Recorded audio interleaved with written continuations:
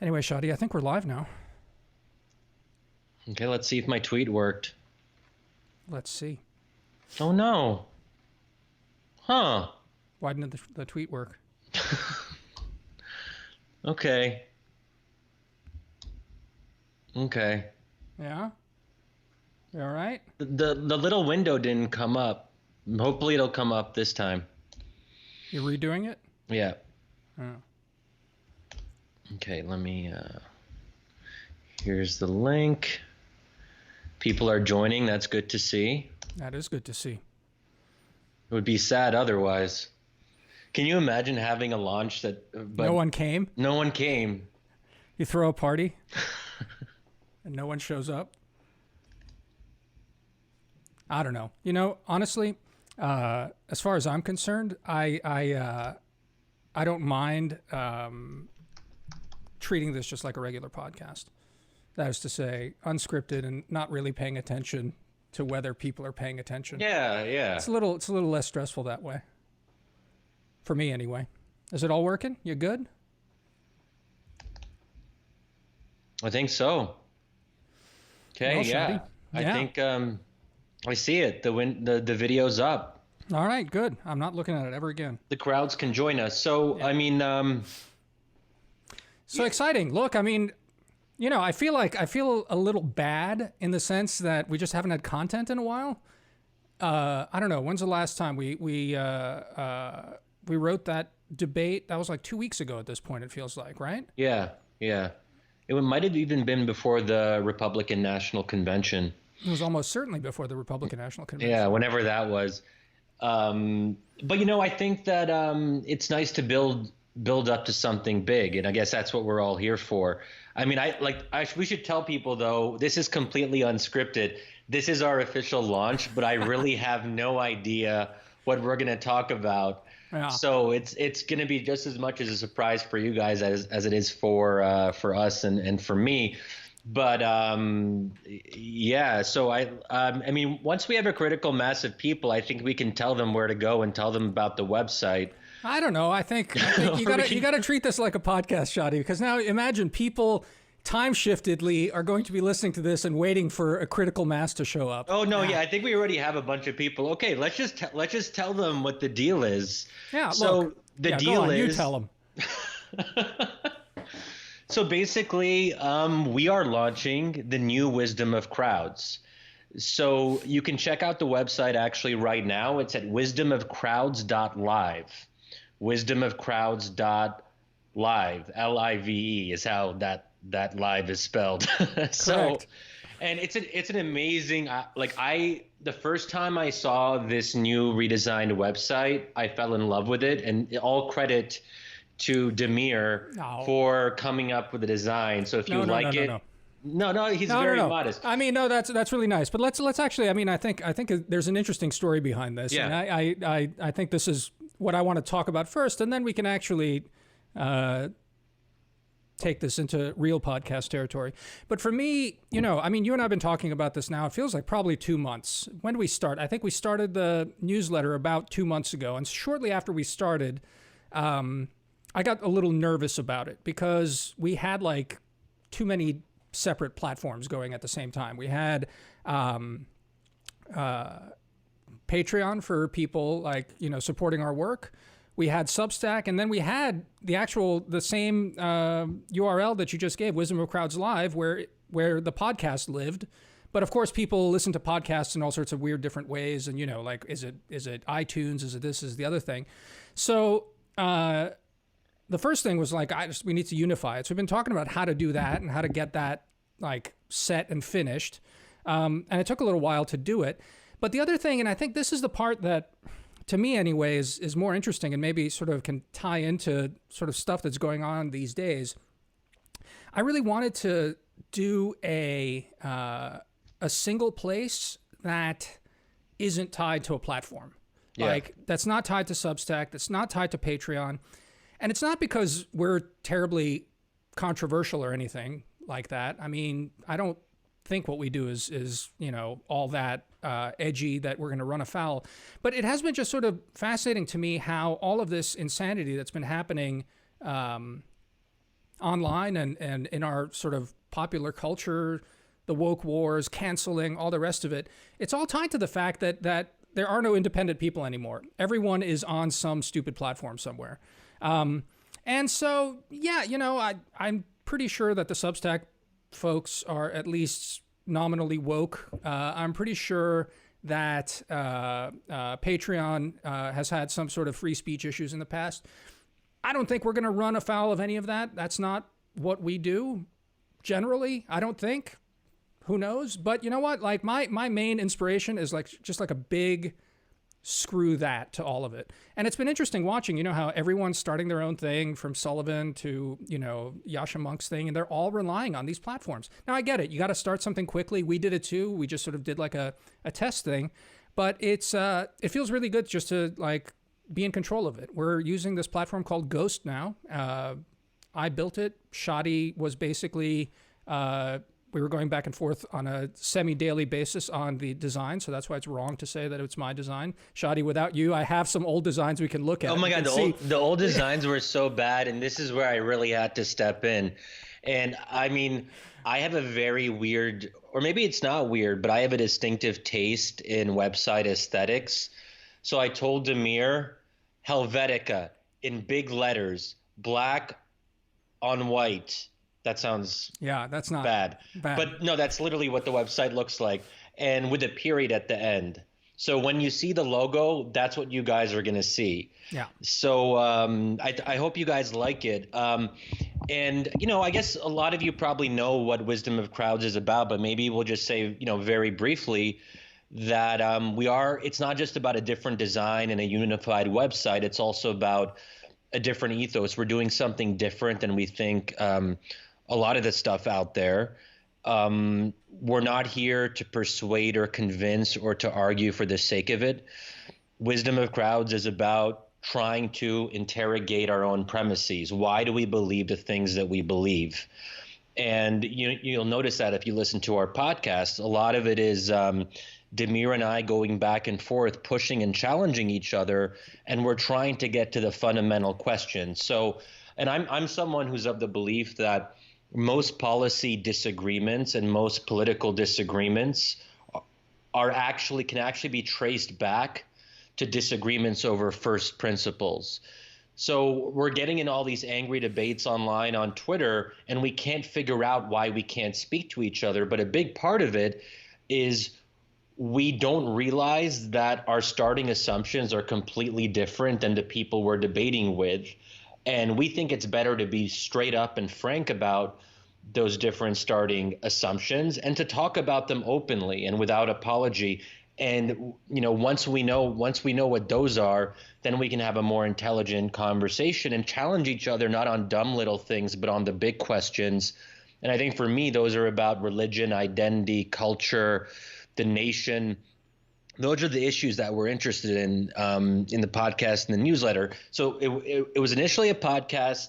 Then we started the newsletter, which usually is in the format of what we call debates, where it's me and Damir in written form. So Damir will start with the first round. I'll respond. We'll go back and forth. And that way we show our work. You guys see how we're actually discussing this in writing. And then we started up a new format as well on the newsletter, which is now going to be on this main website, which is called First Drafts, where instead of full-fledged op-eds that I write for the Atlantic or Damir writes for the American Interest or wherever else, that we actually want to test out ideas and put them out there in not fully fledged form. And we say, listen, you guys are the crowd. Tell us what you think.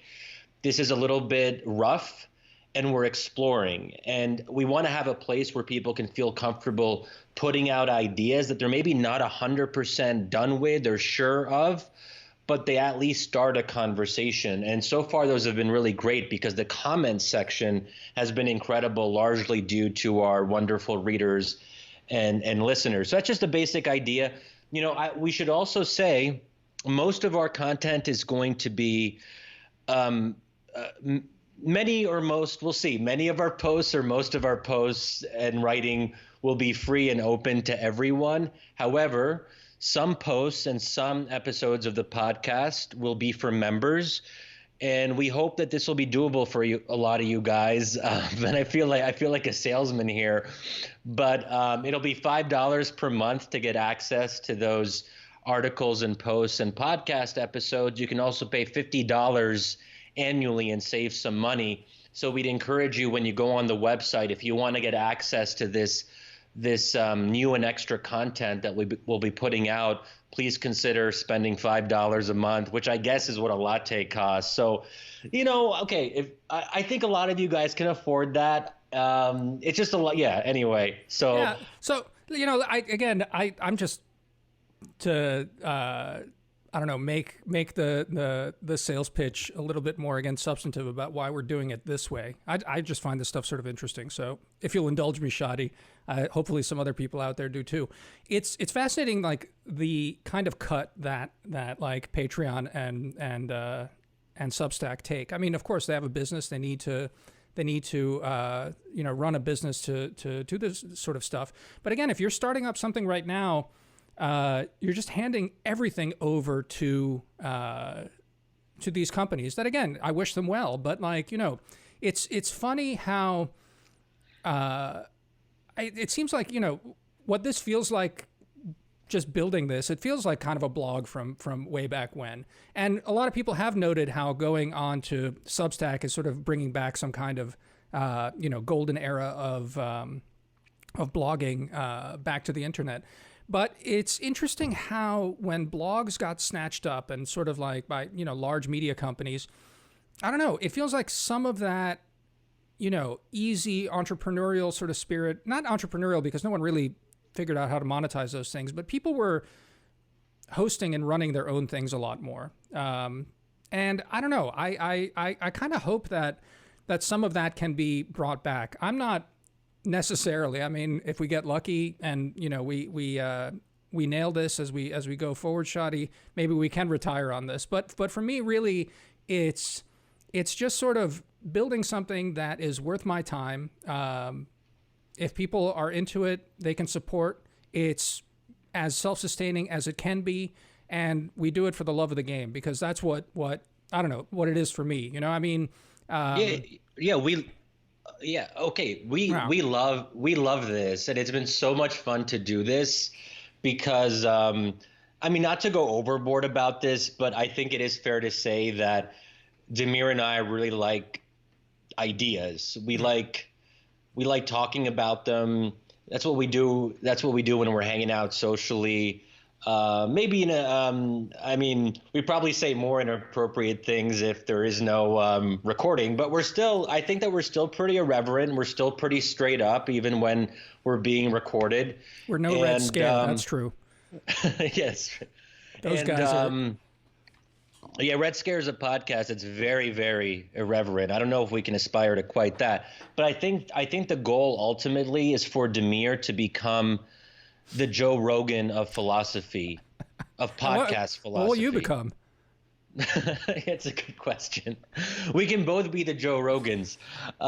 Yeah. So, is it possible to bring philosophy and big ideas about culture and religion to a bigger audience of people who don't feel served by the New York Times or the MSM, as they're apparently called? Also, we should know there is a storm going on outside. Yeah, I can't hear anything. I'm fine. This is a perfect place to be. Like, while the storm is happening, there's literally nothing you can do in DC right now. So I'm sure a lot of you guys are just like, whatever, let's just listen to Shadi and Damir talk. So maybe we should get into some substantive issues that are on our minds, right? Yeah. So here's what's on my mind. Again, just to sort of pivot off of this, going indie and not being, having your own sort of fate in your hands. Shadi, what do you think? Are you worried about Biden? I feel like that's the thing that's now kicking up a lot, and the key to the being worried about Biden, right, is the question of, whether there's too much overreach happening by Democrats and the left. Not even the left, because we're not even talking about, I think the the real sort of, fringe people. But are people too confident in how things are going and not seeing their blind spots? What do you think? Yeah, so I'm definitely nervous. I was nervous while I was watching the RNC. And look, I mean, we know that I have contrarian instincts. Sometimes people attack me for that.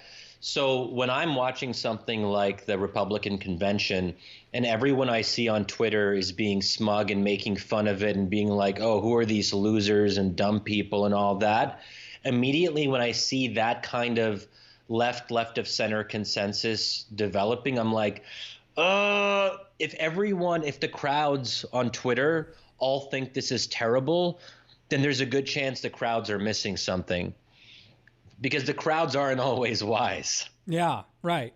But so what are they missing, you think? I mean, because here's the thing, right? I thought Biden did a good speech on Monday.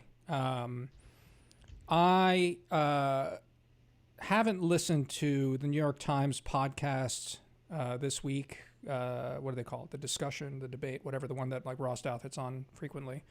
The argument? The argument.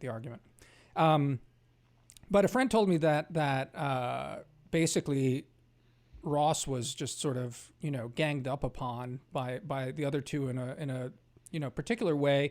For the one, because he was saying that looting invites vigilantism, and that was kind of a comment that was almost considered beyond the pale. And the other bit being that I think it was Michelle Goldberg, again, this is now secondhand. I can't believe I'm actually talking about something I haven't listened to, but that she was sort of saying something along the lines of, Biden did what he needed to do to convince, I don't think she wouldn't have said on the air, but apparently it was sort of, by the tone implied, the sort of foolish suburban voters who are freaked out by this sort of stuff. So Biden did what he needed to do, but we know that Biden's on the right side of things, et cetera, et cetera. There's two things there. On the one hand, if Biden can pull it off convincingly and convince suburbanites that he's on their side and is, concerned about law and order and the rest of it, and, if he can keep the left on board while he does that, fine. I'd like to see Biden be president. I think I'm not sure that the country can really handle another 4 years of Trump. But at the same time, I do wonder whether, and now, leave Michelle Goldberg aside. Like I said, I haven't watched it, but if there isn't a blind spot among Democrats writ large where they think that there is nothing bad about a lot of the stuff that they are, backing, it's too strong a word, countenancing, that there isn't a real danger of just alienating what I think is still a kind of convincible center that is horrified by police brutality, is cognizant of inequality based on racial sort of categories, wants to do something about it, but just hasn't bought into all this bullshit that is, quite frankly, part and parcel of how the left talks about it, the ideology stuff. So I don't know. And maybe it doesn't matter. Maybe Biden just gives a couple of more speeches like this, because like I said, I thought he did a really good job this week, and it doesn't matter. But what do you think? I mean, are people, is there something wrong with what they're, with that sort of blind spot there? Like, can that lead to something bad? What do you think? Yeah, well, so I guess there's a couple things I'd say here. So I think we all have to be careful, because it's easy to feel that the discourse is distorted, because if we're on Twitter every day, there's a suspiciously large number of lefties who are maybe not pro-looting, but are indulgent and find ways to justify this kind of activity in the name of justice. There is that sort of thing going on. In the broader American population, I think it's fair to assume that the number of people who support property damage, destruction of communities, and looting is relatively small. I mean, I guess it would be 10% or lower. At the New York Times, though, it might be 20% for all I know. And of course, there are prominent New York Times journalists who have essentially made the argument that violence isn't violent if it's just about property or whatever. Destroying buildings is just like a kind of aggressive protest or something like that. But this desire to redefine the word violence is an odd preoccupation on certain subsections of the left. Now the question is, how much does Twitter matter? And this is, I think, what we all struggle with. But elite discourse does matter because it affects journalism. It affects how people report on the news. It certainly affects how the right views. So, I mean, if we're talking about right-wing folks, they're also following Twitter and seeing these extreme examples of people who are defending looting. And then they're sharing that with maybe people who aren't on Twitter, but people who are listening to them. And they're saying, look, here's what the left is saying and doing. Beware, be careful. This is what will happen if Biden wins. So we shouldn't overstate it. And I hope that it isn't. I mean, obviously, there are, Republicans and Donald Trump himself and others at the convention were overstating this. But I think we have to be careful because in a very close race, a small number of votes can make a difference. So even if 5% of the population is affected by this elite discourse, that's 5% that can push the election one way or the other. But also more broadly, putting aside whether or not Biden wins, I also worry about these intellectual trends in the longer term, that bad ideas need to be fought. They need to be challenged. And when I see otherwise smart people who I don't think are malevolent, I don't think they're bad people, but they let themselves get trapped in this very ridiculous, dumb discourse where they're trying to find ways to explain away acts of violence and looting and rioting, I just feel like people are better than that. Unless in fact they aren't better than it. And what I'm starting to realize, and we've talked about this before in previous podcast episodes, I mean, I'm sympathetic to social democracy and democratic socialism insofar as I think that inequality and class divides are very important and people don't pay enough attention to them. And that's one reason I don't love the woke discourse, because it starts to see everything in terms of skin color and race and immutable characteristics. I would rather look at poverty as a causal variable, class inequality as a causal variable. And that's why I supported Bernie Sanders. However, what I am realizing now is that there are people who, for them, revolution is not just a term of art. It's not just rhetoric. They actually want revolution in the sense of burning everything down. Yeah, how many people do you think actually want revolution? Or, I mean, that's the thing. Like, there's a lot of stupid people out there. I think that's the part that's always worth keeping in mind, right? And I don't know, like, how much of this is just, again, someone just said it on Twitter. It's like, yeah, I mean, and we've talked about it here. Like, basically, it's safe to ignore a lot of the rhetoric on Twitter, but then, as you said, I mean, people are rioting and burning stuff down and legitimizing it. And even if it's a small number of people, I mean, generally, there's always revolutions are done by a small cadre of sort of forward-leaning people that then try and tip the rest of society. The vanguard, if you will. The vanguard. No, exactly. So, I mean, I guess the problem is this, as I see it, right, is that you have a vanguard in Russia, let's say, pushing revolution, but society is ripe for it, and the system is really, really weak. I guess my main worry, and I've been sort of, insofar as I get on Twitter and rant about this, it's been against the people who think that everything's okay with what they're doing, not because I think that they'll be successful. It's that I think they're very likely to alienate a lot of people. I mean, I'm still not convinced that they can alienate even the most blood-curdling, stupid revolutionary talk that's out there these days is not enough to alienate, I think, convincible middle-of-the-road voters that are leaning against Trump anyway. Because, I don't know, Trump has been so demonstrably disastrous, I think that I'm still not really worried, but it's the fact that like we're not, I think, anywhere close to being at a revolutionary moment right now. And I was sort of having some trolley fun earlier this week around the time of Biden's speech, really celebrating the fact that he was kicking the left in the teeth. And it was sort of like I was being truculent about it on Twitter.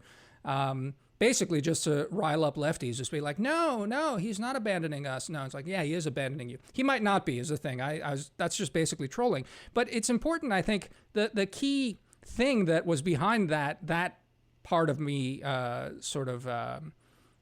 goading people is that fundamentally, I think the revolutionaries are wrong. We're not at a revolutionary moment, Like, I think you have a convincible section of the populace that is open to sort of incremental change on inequality, police reform, incarcerations, all of that. But none of these people actually want to rewrite the social contract, the American social contract at all. Look, I think you're right for most people, and it does go back to that small loud minority, as you mentioned. But I think what the last few months have really clarified for me is just to what extent I'm anti-revolutionary. Yeah. And I think that, Damir, you've helped me in this direction. Like when I was in my Bernie mode and all that, I think that you were always a voice of care and pessimism and caution.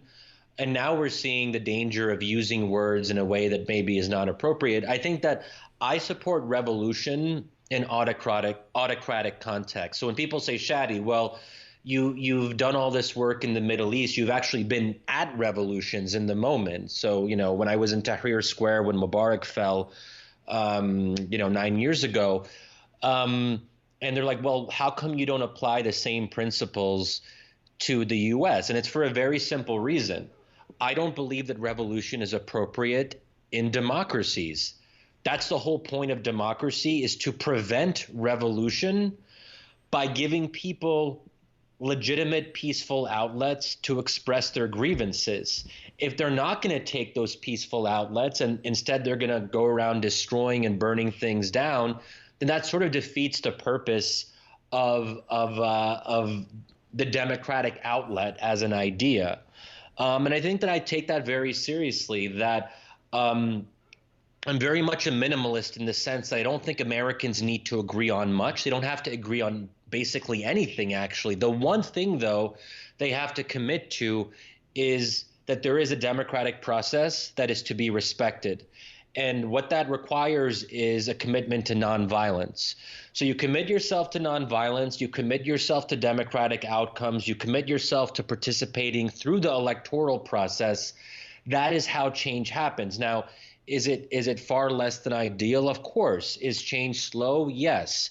And that's why I think Bernie was appealing, because what he offered the promise of was a more aggressive and faster and less incrementalist approach to change than what we're used to. But he was still committing to working within the American system. Otherwise, he wouldn't run for president. The very act of running for president means that you believe the system can work. So Bernie, I think, caught this interesting sweet spot of saying, we've gone too slow. There are big structural issues that haven't gone addressed. We have to work within the democratic process, but let's be a little bit more bold. What do you think happens if Trump wins? Because now, I mean, let me again sort of qualify that a little bit. A friend of mine, who I know from the magazine. We won't say who it is. No, I will, because I really want him on the podcast soon. Okay. Nils Gilman. Yeah. He did this study. We ran a piece, and that study's getting a lot of play these days about, what happens on election day if it's close. And Nils and his group concluded that, in fact, the likely shenanigans that Trump administration might pull were that to happen. Things like, he might have the popular vote even on November because of mail-in ballots, but then in the intervening week or so, you'll have, the popular vote switch over to Biden, and then you just have all sorts of stuff because of media strategies and refusals to acknowledge, and et cetera, et cetera. And then the potential of unrest sort of lies in the back of all of this. The thing that strikes me about it is talking to some of my more right-wing friends. They're all convinced that there won't be any trouble from sort of right-wing militias or whatever that it is that people are most worried about. But in fact, that the sort of mainstream, the cultural mainstream, would just reject the possibility of Trump winning. And so they always say that, like, look, Russiagate was a complete and disastrous hoax meant to simply disqualify and delegitimate Donald Trump for all his flaws, a legitimately elected president. And if you thought that was something, imagine what's coming next. And they point to Nils's study and the essays that have spawned it. And they say, this is already the liberals preparing us for rejectionism on their part. The left is getting ready for the destruction of democracy, because if Trump wins, there's no way they'll let him take on the second term. What do you think of that? Yeah. Okay. So I'm actually sympathetic to that. So we got two basic scenarios. One is so if Trump wins, okay, let me start a different way. If Biden wins, I think that many Republicans are obviously going to be angry, scared, disappointed, whatever it might be. But I agree that there's likely to be basic respect for the outcome, because if Biden wins, he'll almost certainly win the popular vote, as in addition to the Electoral College, which means that his victory will be more clear-cut. It will be less contested. And also, let's be honest, Biden isn't as scary to Republicans as Trump is to Democrats, and understandably so. Biden is basically in the center of the Democratic Party. Trump is unusual in the historical context of the Republican Party. Yeah. So in terms of what candidate provokes more fear, it's no contest. Now, if it was like, I don't know, AOC running or Ilhan Omar or maybe even Bernie, I suppose that folks on the right could try to make an argument that it was an existential threat. But when we're talking about Joe Biden being president, I think it's hard to see Joe Biden's face and his kind of his uncle demeanor and think to yourself, he's about to destroy the country and make it into a socialist paradise, or sorry, a socialist nightmare. Yeah. On the other hand, if Trump wins, he'll probably lose the popular vote. The Electoral College will be very close. And I think there's also an expectations game. We Democrats and liberals, we've gotten this idea run into us for the last several months that this is Biden's to win, that Biden has such a built-in advantage. The polls show that you have 7 to 10 points ahead over Trump. So we are very much expecting for the last 4 years to be over and to have a new administration. If that doesn't happen, it's going to be such a shock to so many folks on the left and so many folks in the Democratic Party. They're going to have so much trouble processing the result. And honestly, I don't think they will be able to process it. It was hard enough for them to process 2016, and that's where a lot of the Russiagate stuff came from, because people had to make sense of the nonsensical. Remember, though, Shadi, just to add, I'll let you finish, but it's not just the party and the left. It's journalists. It's the entire media establishment. I mean, I think elites, that's the entire elite sort of structure, right? It's not just party folks and politicos that would face this. Yeah. I think that a lot of New York Times journalists, some of whom shall not be named, will resort to saying that this is basically an illegitimate victory that a combination of voter suppression, Russian influence, and God knows what else, like the fact that it was raining on election day, COVID, And whatever, mail-in, the mail stuff, everything. the Yeah, post office stuff. Yeah. yeah, you'll be able to come up with some set of external factors that tipped the balance in Trump's direction, and they're going to say Trump is not the legitimate president. Right. Now, on the other hand, as much as I dislike Mitch McConnell, and I think that in some ways he is kind of a malevolent figure, if Biden wins, I have trouble thinking to myself that mainstream right of center journalists or normal Republican officials are going to be really saying that Biden did not actually win and saying he was illegitimate. They might use some language like that, but again, if the result is clear cut enough, both on the popular vote level and electoral college vote level, is Mitch McConnell really going to be? Does he want to die on that hill and be remembered as the guy? I don't see. I mean, well, as far as that goes, I don't know. I think that it's very much a bipartisan thing. I mean, come on, like Mitch is the guy that with the Supreme Court, maneuvers and things like that. I don't know. I don't see. I think the difference is I don't see an easy avenue for him to do that. I don't think he's beyond. That's what I mean. Yeah, like if he could get his way and undermine Biden's victory, I'm sure he would. Yeah. But I guess what I'm saying is that the context would be it would be really difficult for him to do that. First of all, if Trump is clearly on the losing side, I think Republicans are going to try to think ahead of how they get past that and how they save the party. They won't want to be dragged down by a losing battle. Yeah. They have to believe that if they think that they can challenge this through the Supreme Court or whatever it might be, then they'll probably do that. But again, if it's a clear-cut victory on Biden's part, they're going to have to move on pretty quickly because it won't be in their interest to lose with Trump, right? Because they have party interests, and let's be honest, they've indulged Trump. They might like aspects of Trump's agenda, but they're not exactly people who love Trump. And I think they'd be willing to kind of push him to the side if they felt it was in their own interest. And God forbid if it came to this, but if there was a clear Biden victory and Trump was refusing to concede, there might be military officials who kind of in the background, they're talking to Mitch McConnell like in a friendly way, nothing formal. None of this coup business and all that. But they're saying, hey, Mitch, listen, man, enough is enough. Let's move on. Let's get going. And then Mitch sort of gets the message and decides not to kind of make this into some big constitutional crisis. You can imagine scenarios where there will just be so much pressure on Republicans to kind of accept, and they already had their chance. They have their 4 years. It makes sense now.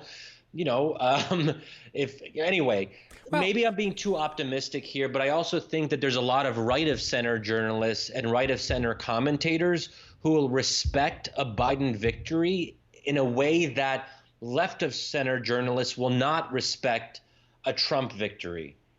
Yeah, part of the sort of rejectionist porn narrative is this idea that Trump will just say no and stay in office. But the good news there is that, like, if there's no clear-cut, decision on who won, I don't know. I think it's by inauguration. It might be even sooner than that. It's not like the power stays with the incumbent. I think it devolves to the Speaker of the House.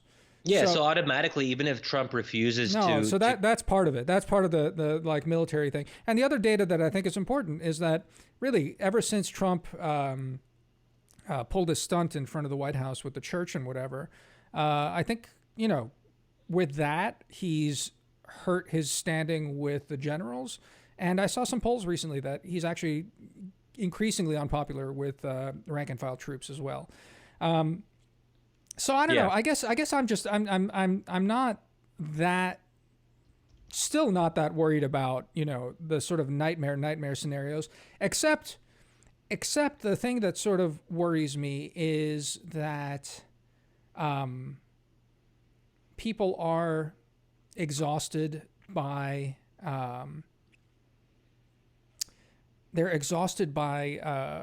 this kind of drumbeat by, the newly emboldened mainstream left, let's say, that is mouthing things that are just so contrary to just basic sort of common sense that people feel and understand. People that don't really deal with politics so much, they like tune in a little bit and they're like, wait, what are these idiots saying? What is this about? And that, in general, that people who haven't been paying that much attention know that this has been a really shitty year. Blame Trump for some of it, but then they start tuning in and they're like, what are these clowns doing? I don't know about this. Let's say that, a vaccine comes in by the end of the year and, numbers are going down. I don't know. I think there's too many things that I just don't think will happen, but let's assume somehow they bend the right sort of way. I am worried that like maybe Trump could pull it out and then you have this kind of just incomprehension, because the worst thing I think on any side is to think that you are incontrovertibly right about something. If you think that you have a full moral cause on your side, I don't know. I think that leads to some really bad politics generally. And would you agree with this, that Republicans who might otherwise, who like Trump, planning on voting for him in November, if you ask them about the cause and you ask them about Trump, I don't think a lot of them would necessarily justify it in morally absolute terms. And oftentimes what Trump supporters say, if you look at focus groups, interviews, reporting, whatever, they'll acknowledge that Trump is far from perfect. Where I think that the way Democrats talk about victory, for them, Biden is a vessel for the progress of history. Should politics be amoral? Wait, what? Should politics be amoral? Wait, tell me why do you ask that? I don't know. I was just thinking, no. I mean, because not politics. Obviously, you need to have some level of conviction to do things, and you need to have some conception of the good. But I feel like you have to temper it. I mean, this is part of what you talk about, right? Is that like if you have to understand that all victories are provisional, nothing's final, that it's all part of process and it's all part of sharing power, and that everything necessarily is that. So you can't be absolutist about it. Exactly. And that's what I worry, that Democrats are more absolutist in the sense that if Trump wins, it means that history is basically being undone, that something fundamental, almost something like on a metaphysical level. It means that everything they've believed to be true about what should be will have been undermined in a way. And I worry, too, that you'll have people on the left who really lose faith in a fundamental way in the democratic process, that they start to lose faith that they can even win through elections. Because if you have a not terribly weak candidate like Biden, not the strongest candidate, but also not a disaster either, less controversial, less polarizing, all that, and he still manages to lose to Trump in the midst of a devastating pandemic that Trump has quite clearly mishandled to some degree or another, it raises the question of when and how can Democrats win? If they can't beat Trump now, when can they beat a Republican? So I think that's what it calls into question. So I think people's minds will combust at such a level that I think it will only result in outbursts of violence. And we already have some of that now, but rioting on a larger scale, so on and so forth. And this is why I wouldn't necessarily, I'd be careful about how I made this argument publicly. Well, I guess I'm making it right now publicly. Yeah. But if I'm talking to a Republican friend and they're sort of on the fence, maybe they won't vote for Trump, or they'll just abstain. I'll be like, listen, if you're worried about rioting and violence, Joe Biden winning means a lesser likelihood of widespread low-level violence and rioting. Yeah. Because if Trump wins, you can expect to see more of that. Now, they might respond and say, well, isn't that basically like hostage taking? So you're telling me that I have to want Biden to win, otherwise there will be violence? That's not the best. I understand that's not generally how we like to think of our electoral preferences, but on a purely descriptive level, if I'm just describing what the likely outcomes are, I think it's fair to say that violence is more likely if Trump wins than if Biden wins. But is that fair? No, I mean, I think it's fair. But, the other thing that sort of strikes me about this is like it gets back to the question of like, who are these revolutionaries, right? Like everyone crapped on the Republicans and Trump and Bill Barr when he was in the early days of this, like, was like Antifa is a terrorist organization. But you know what? I mean, it's interesting. It's like, it's the people that Black Lives Matter is able to mobilize is much larger than the people that are actually doing the rioting. And I don't know. I mean, my own like very limited experience, we talked about it live when people were sort of breaking shit here in DC. It was like these weird anarchist kids that were sort of leading it. Yeah, sure. Like probably some people, there's some crossover of like Black Lives Matter, like committed activists and some of these sort of like Antifa things, but it is a sort of small number of people. And compared to that, it's like, you look at the Charlottesville march, the white supremacist thing, and then you look at some of these people walking around with AKs in riot zones and the rest of this. I mean, this is also a vanishingly small number of people. And yeah, okay, so you put that together and you get some 17-year-old running around with an AK, and a dude with a skateboard tries to take him down and gets shot in the chest and gets killed. Horrific, senseless loss of life and the rest of this. But it's not representative of anything. It's not where the country's at. It's like it's purely small symbolic stuff. So it's like I wonder again. It's like, what will be the violence if Trump wins? What, like these Antifa douchebags, like with crossover and Black Lives Matter? Like, it's not like New York Times journalists are gonna like go out and break shit. They're a bunch of fat slobs, like a bunch of like pasty Twitter using scribblers. These aren't people that do anything. These are people that bitch about like stuff on social media. So it's like, and then so you might get like more well-heeled people like Michelle Goldberg and sort of more establishment journalists and people being like, Ann Applebaum, like, my country, and then they fuck off to Europe and like, good riddance, but my concern is that if you have a narrative that Trump is completely illegitimate this time. So he was kind of illegitimate in 2016. He's completely illegitimate this time. That creates a broader context where maybe elites aren't advocating for violence, but they're creating a conducive atmosphere for a kind of nihilistic politics. And you're right that that's a very small percentage of people, but you don't need a lot of people for nihilistic politics to actually be successful. You just need the 3 or 4% that go out in the streets and mess shit up, just like we're having now. It's a very small number of people that, at least in places like Portland, let's say, or in Kenosha, who were there were city blocks that were destroyed. Sure. And for example, like our friend Josh Glancy, who was there last week, and he had that big Twitter thread where he took some pictures in Kenosha, and he's like, this looks like Beirut, which is maybe not fair to Beirut. I don't know what Beirut looks like exactly right now. But this idea that it looks like a war zone, and I guess people use Beirut to convey that idea, for better or worse. And then some people would say, well, if you go a few blocks east of that, everything is fine. There's no broken-in buildings. Nothing is destroyed.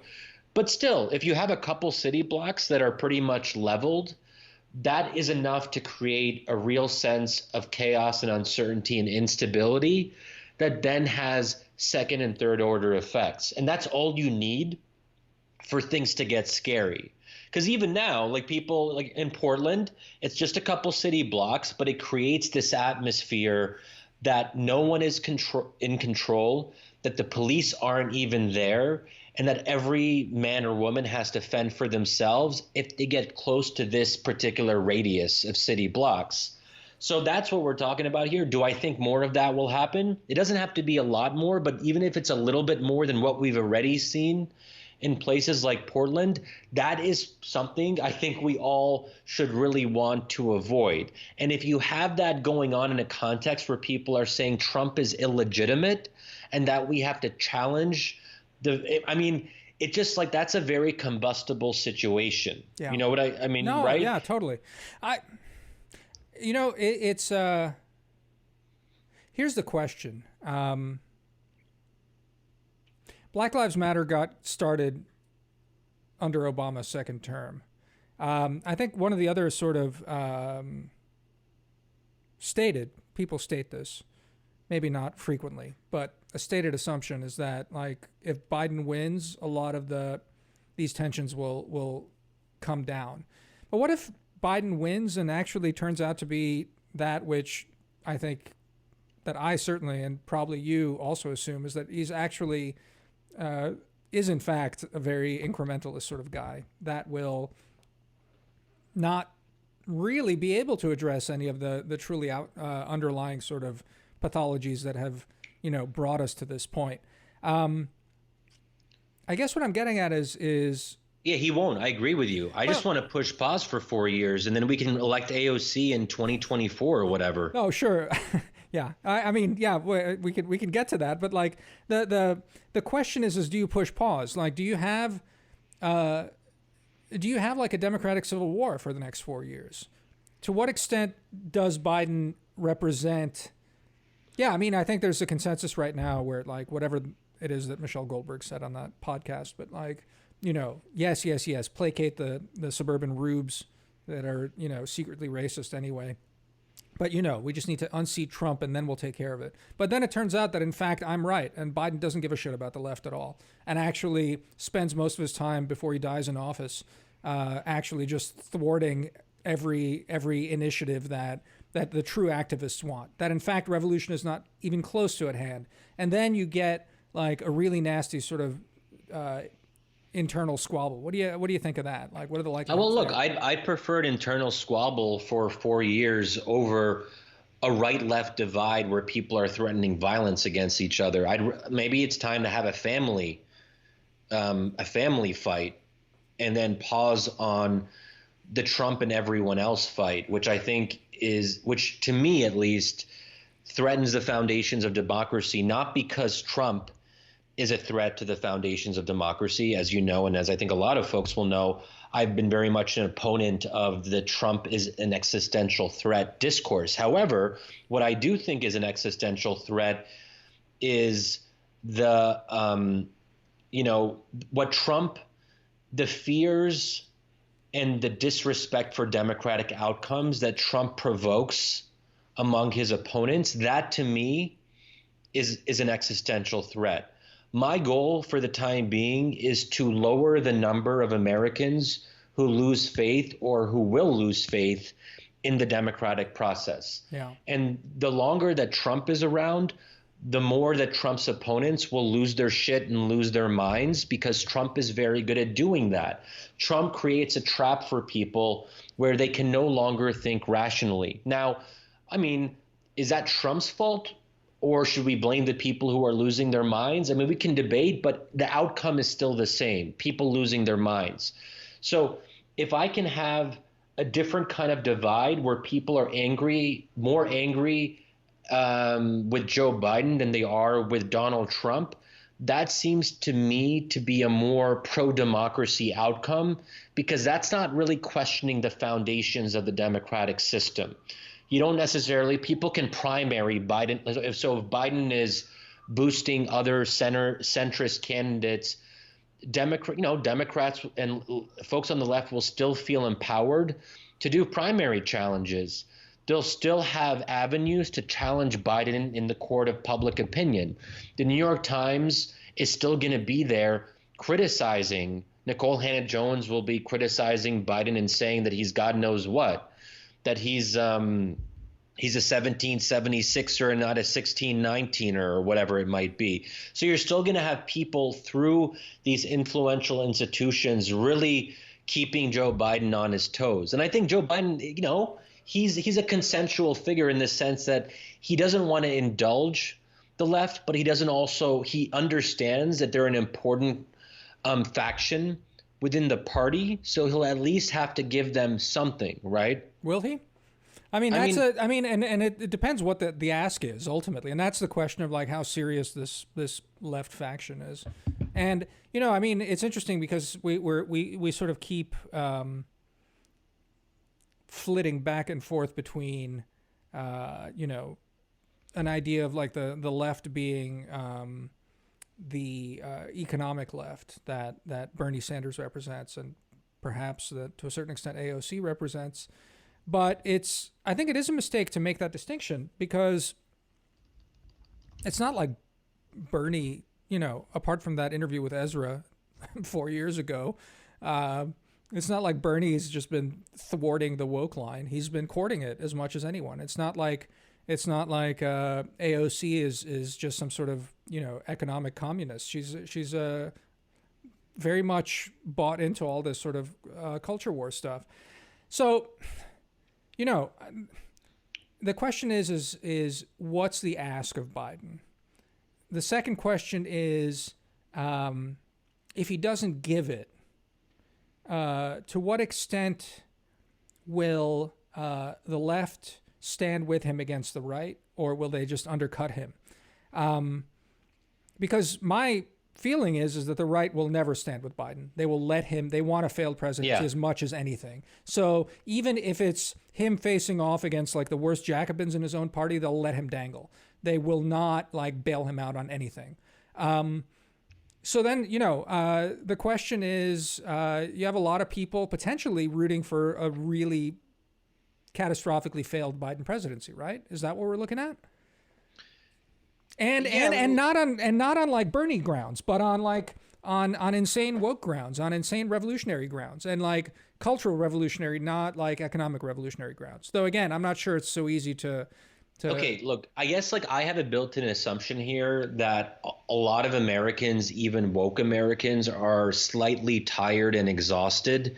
And I think that what Biden at least offers the prospect of is people taking a break. Even the woke revolutionaries, like even revolutionaries have a finite amount of attention and energy. Yeah. At some point, they're going to like go home and go on a date or something. I don't know. Like, what do revolutionaries do? They must have other activities. So Stalin never went on dates. Wait, wasn't Stalin married? Yeah, but I don't know how that happened in those revolutionary circles. I don't think you dated. Anyway. I don't know, and maybe I'm just assuming something based on a premise which won't actually hold during a Biden presidency. But look, a lot of this is selfish too. I am so exhausted with our politics, and I even tweeted it at various points. Like I think that there's a part of me where I've just realized I don't like politics. Yeah.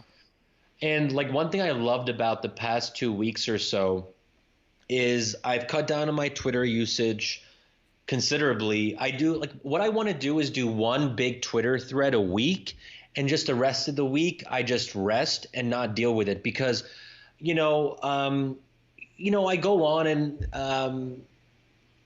I don't like this stuff. Anyway, this is like a recurring theme that we always get back to, is how much we dislike Twitter. And I think finally I'm finding the right balance. And so some of this is about the way that I want to live my life. Yeah. I just think a Biden victory will be better for my mind. Yeah. Sure. Is that selfish? Yes. So yes. Even if revolutionaries are still sort of going around and trying to undermine the Biden presidency, they won't be in my mind. I want to stop all this dumb woke stuff. Well, I guess the woke stuff is going to be there. I just have to stop paying as much attention to it. But my hope is that Biden winning, I don't know. It's interesting. Like, how will woke? the woke stuff that is maybe not about rioting, because there's a lot of woke people who are just elites who would never actually participate in a riot, but they still have really ridiculous politics and they say dumb things on Twitter 24/7. An interesting question is, are they going to be just as dumb and ridiculous as they currently are, or will we see the level of ridiculousness drop slightly? Because I mean, I don't know. It's an interesting question, but the I don't know where I'm going with this. No, but I mean, I don't think it's going to drop significantly. I mean, I don't know. Maybe you're right. Maybe it is just It's like revolutionary or reactionary revolutionaryism. That is, it's just like a reaction to the spectacle, the grotesque spectacle of Trumpism that it's gotten so crazy. But I wonder if that's the case. You know, I've said this to you before. It's you know, at the magazine we had sort of younger kids coming up and they're all straight out of college usually, and they come in and they're like, my God, campus is so messed up. And Yeah. And I'm like, oh, whippersnapper, campus is always messed up. You know, like you'll grow up and you'll see people get normal. And then finally it broke out. It broke through into the popular culture in ways that are totally unexpected. And just as an aside, a former colleague of mine is just going to grad school now, and he's also struck by the mood there. He like me had been out in the real world for a while, and he thought that a lot of the campus stuff was perhaps overstated. And you know, he's like, huh, okay. So you know, I wonder how much it does go down. I do think it's still fringe, and that's the thing that's again, maybe this is a way to sort of get back to where we started. Is I don't care that the New York Times has gone off the deep end.